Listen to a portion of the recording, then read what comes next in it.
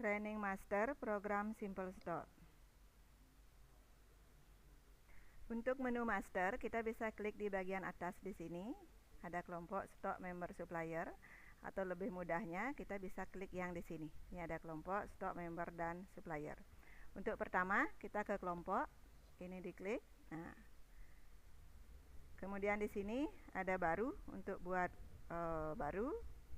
Ini untuk menghapus dan ini untuk simpan.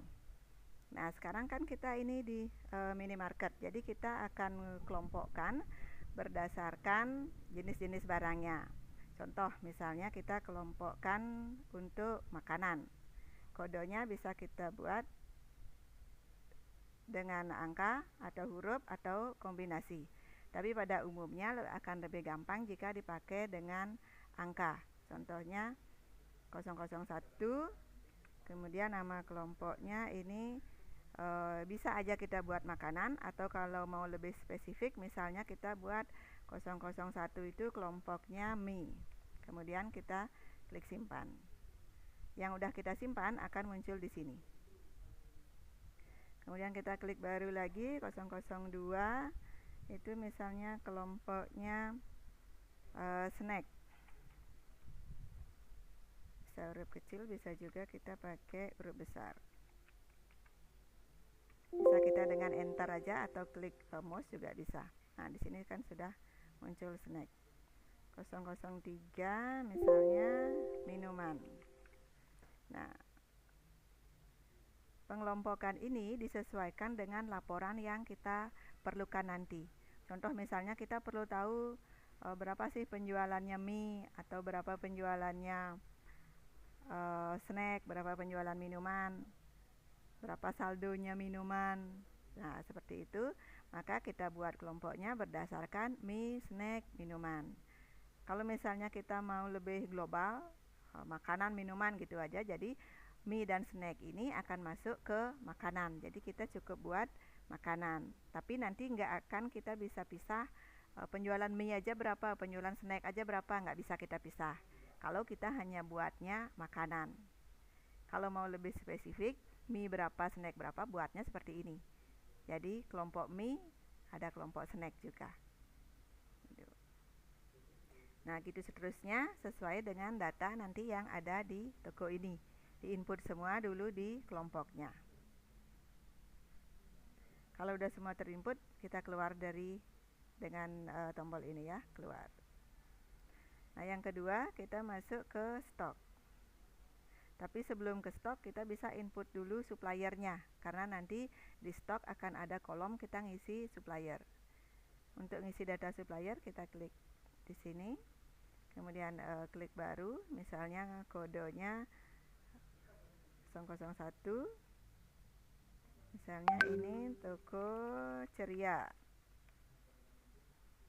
Nah, itu supplier kita, alamatnya bisa dilengkapi, Jalan Nusa Indah 120X misalnya. Kotanya bisa kita isi, Denpasar. Teleponnya 0361 236 812 misalnya. Kontak personnya siapa yang sering kita hubungi di situ. Nah, itu kontak personnya. Misalnya Ibu Ani, NPWP kalau ada, kalau enggak usah diisi juga enggak apa-apa. Email webback bisa juga dikosongkan. Jadi di sini yang wajib itu kode supplier sama nama. Yang lainnya ini untuk keterangan tambahan. Kalau sudah tinggal disimpan. Misalnya ada lainnya lagi baru, misalnya kita belanja di toko mana lagi, misalnya supplier kita UD Makmur. Ya, alamatnya misalnya Jalan Pelawo 20, nomor 20, kotanya Denpasar, teleponnya 0361 256, kontak personnya misalnya yang disering kita hubungi di sana Pak Agung. Kemudian kita simpan. Oke.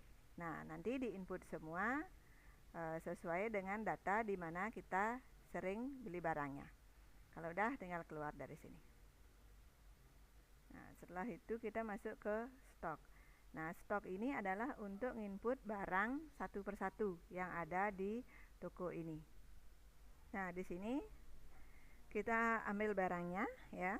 Nah, terus kemudian kita input satu persatu. Kita klik di sini baru. Misalnya yang ini kita mau input dulu untuk minuman, kita input Aqua Tanggung. Nah, di sini kan udah ada barcode scanner, sebenarnya tinggal kita scan ya, tinggal kita scan aja nanti. Kalau barang yang nggak ada barcode-nya berarti kita akan input satu persatu. Contoh misalnya kalau untuk Aqua Tanggung kita input kodenya. Ini udah ada scannernya ya. 600 10 10 5 3. Nah, untuk di barcode ini diisi sama dengan yang di kode. Ya, jadi kita pakai scanner, di scan 2 kali. Untuk namanya kita isi Aqua botol 600 ml, karena nanti akan ada juga Aqua botol yang 1500. Jadi kita harus detailkan di sini supaya beda ya. Untuk kelompoknya kita pilih ke minuman, harga beli misalnya 1500. Harga pokok untuk pertama kalinya kita isi sama dengan harga beli. Berikutnya program yang akan menghitung rata-rata atau average. Untuk harga jualnya bisa kita langsung tentukan, misalnya jualnya 2500. Berarti kita ngambil profitnya 66,67%. Ini program yang hitung. Atau bisa juga kita tentukan profitnya, misalnya kita ambil 100%. Berarti harga jualnya ini yang otomatis berubah, dia menjadi 3000 karena kita 100% up dari harga pokoknya ini. Nah, ini untuk quantity. Kalau misalnya kita jual 1 dus itu tapi harganya berbeda, lebih murah ya kalau dia beli 1 dus. Di sini kita isi kuantitinya, 1 dus itu isi berapa? 24 misalnya. Kalau dia beli 24, itu harganya bukan 3000 tapi 2500 harga satuannya. Nah, kalau ada lagi misalnya beli 10 dus berarti kan 240. Itu harga belinya lebih kecil lagi, lebih murah lagi. Misalnya hanya 2250. Jadi profitnya kita hanya ngambil 50%. Nah, patokannya tetap ke harga satuan. Nanti diketiknya juga satuan. Kalau beli 1 dus ketiknya 24, beli 20 dus ketiknya 240 gitu ya, karena di sini satuannya kita adalah pieces, hanya satu satuan. Ini bisa dicentang kalau mau harga jual berubah berdasarkan profit harga beli terakhir. Artinya harga jual di sini akan berubah berdasarkan profitnya ini jika harga pokok atau harga belinya naik ya. Tidak masuk stok kalau dicentang ini nggak akan ngitung stok. Ini biasanya sih untuk jasa aja.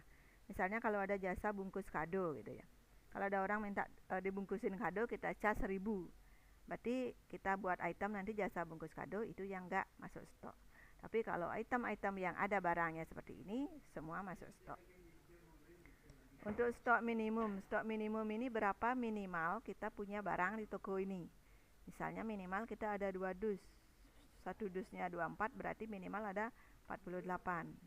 Maksimal kita nyetok berapa dus? 10 dus misalnya, atau 20 dus, berarti 480 botol. Stok awal saat kita mau pakai program ini, barangnya udah ada. Apanya ini kan tokonya udah buka, jadi kita hitung dulu, off-name dulu, berapa ada stok itu yang kita masukin ke sistem. Misalnya sekarang ada 50 botol, kita masukin di sini 50. Barang konsinyasi ini artinya barang titipan. Misalnya nanti kalau terima titipan barang, anggaplah misalnya nanti ada yang nitip boneka misalnya, atau ada nitip barang elektronik, itu bisa dicentang barang konsinyasi. Nanti bisa ada laporannya, bisa dipisah. Supplier yang kita input tadi. Jadi barang ini biasa beli di mana? Misalnya di UD Makmur, pilih di sini. Tempat ini untuk keterangan aja, nggak ada hubungannya nanti dengan transaksi. Untuk membantu aja, misalnya Aqua ini kita taruh di mana? Misalnya di rak 4, gitu misalnya. Jadi nanti untuk memudahkan pencarian aja. Kalau udah, nah di sini ini kita bisa pasang gambar atau fotonya. Biasanya sih ini untuk barang-barang yang khusus ya, misalnya kayak boneka, kayak pernak-pernik, kayak itu. Jadi barang-barang yang khusus, karena nanti bisa kita tunjukin, oh nanti ada juga katalog, nanti orang bisa lihat, bisa ngorder gitu misalnya. Tapi kalau barang umum kayak Aquami kan udah umum ya, orang udah tahu, jadi jarang sih ya saya rasa perlu untuk masukin gambarnya. Atau nanti ini dipakai misalnya kalau ada juga jual baju, misalnya baju bayi kayak gitu, fotonya bisa dipajang di sini. Nanti bisa tunjukin katalog, kalau ada yang mau order bisa disiapkan gitu. Oke, yang wajib diisi ini aja. Kalau sudah, tinggal kita simpan. Nah, setelah kita simpan, yang di kode barang ini dia sudah berubah menjadi abu-abu. Itu artinya udah tersimpan. Kemudian kita akan lanjut lagi untuk input item berikutnya. Klik baru lagi. Nah, untuk barang yang nggak ada kodenya, nggak ada kode barcode, berarti kita akan buatkan kode manual.